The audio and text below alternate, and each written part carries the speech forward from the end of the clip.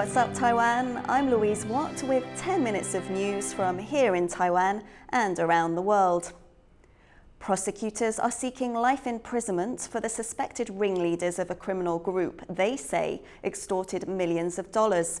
The gang is said to have kidnapped and tortured victims to coerce money from more than 300 people, in a case that has shocked Taiwan. Rick Glauert reports. A dramatic armed raid not far from Taipei. Police rescued 26 people from a suspected kidnapping and extortion ring last month. Now, more than 24 suspects have been indicted. Prosecutors are seeking life sentences for the alleged ringleaders.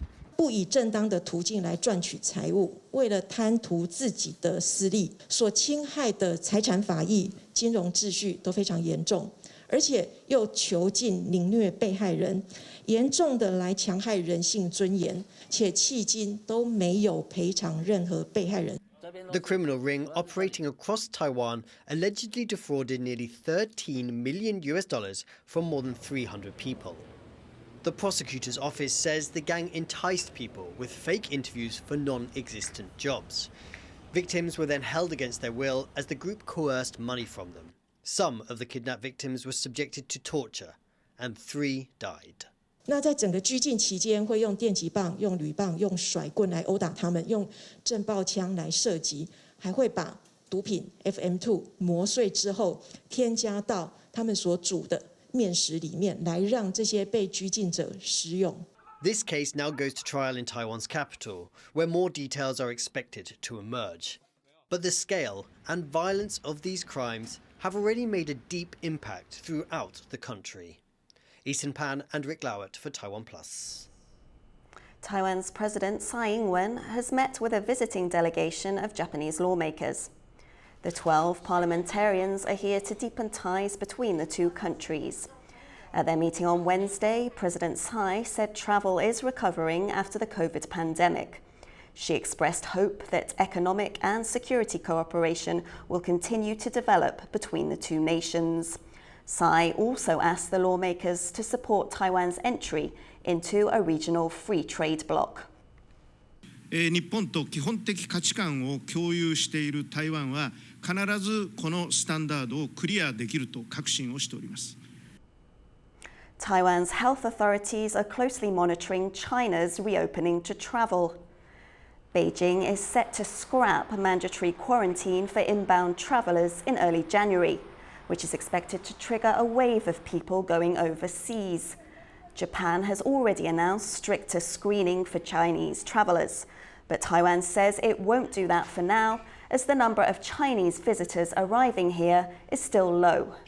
The Health Ministry says it's discussing the issue and is expected to make an announcement later this week. South Korea's military issued an apology to the country on Tuesday for failing to shoot down North Korean drones near the capital. 5 drones entered the South's airspace close to the capital Seoul on Monday. The military scrambled jets and helicopters to intercept them, but did not succeed. One senior official said the unmanned aircraft were too small to target easily. He also said defense forces were hesitant to attack the drones while they were flying over populated areas. South Korea's military says it will improve its anti-drone capabilities. Panda Express is the largest Asian fast food chain in the United States. Its founders came from Taiwan. As Leslie Liao reports, one of them credits the chain's success to his experience growing up here.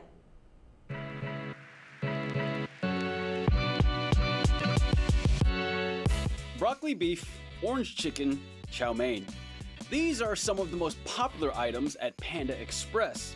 It's America's biggest Asian fast food chain with over 2,000 locations around the country.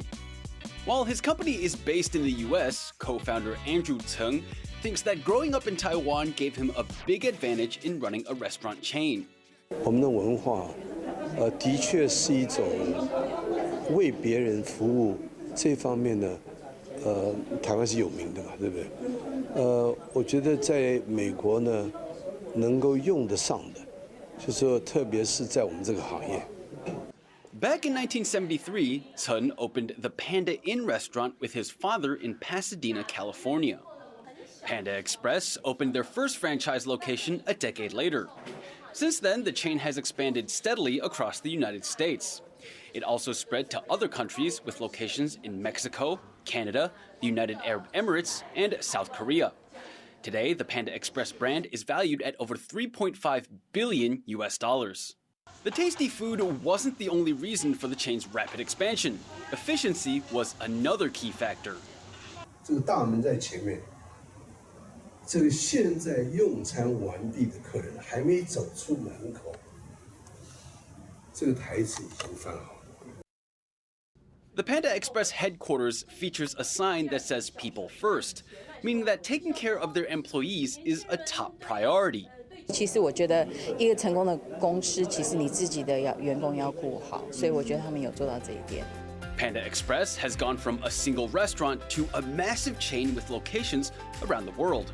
And it's all thanks to the founders' Taiwanese spirit.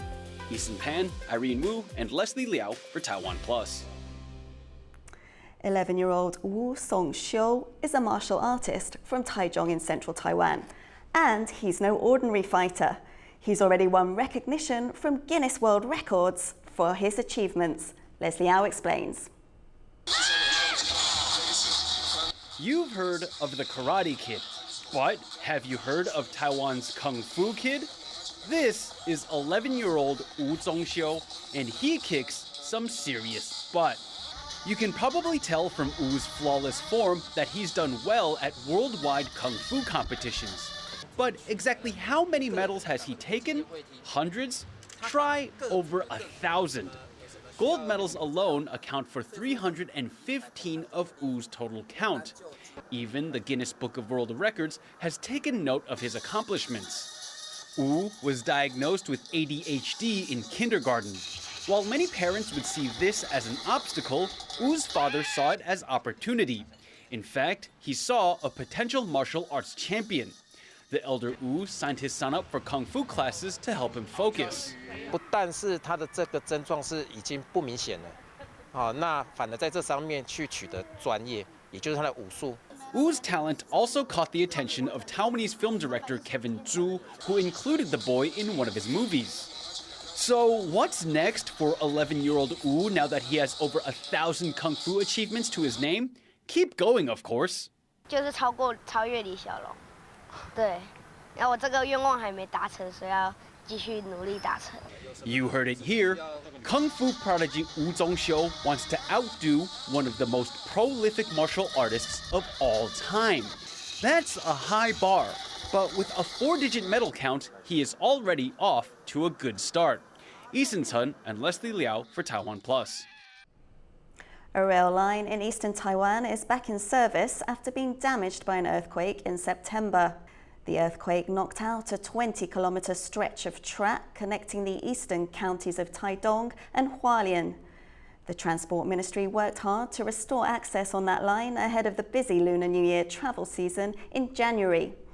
They also plan to increase earthquake resistance on other rail lines. Officials say trains on the restored line will operate slowly at first.